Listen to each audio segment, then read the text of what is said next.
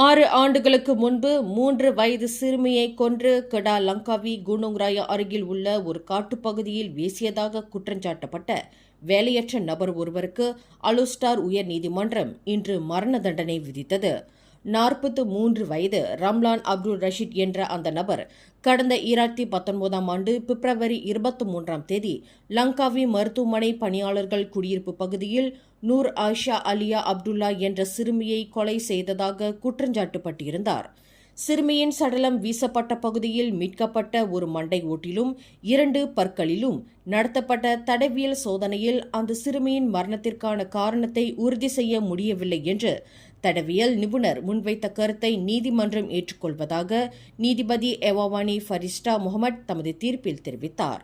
அதேவேளையில் சூழ்நிலை சாட்சியங்களை அடிப்படையாக கொண்டு ஆராயப்பட்டதில் அந்த சிறுமியின் மரணத்திற்கு குற்றஞ்சாட்டப்பட்ட நபரே காரணம் என்பதில் நீதிமன்றம் மனநிறைவு கொள்வதாக நீதிபதி எவாவானி குறிப்பிட்டார்.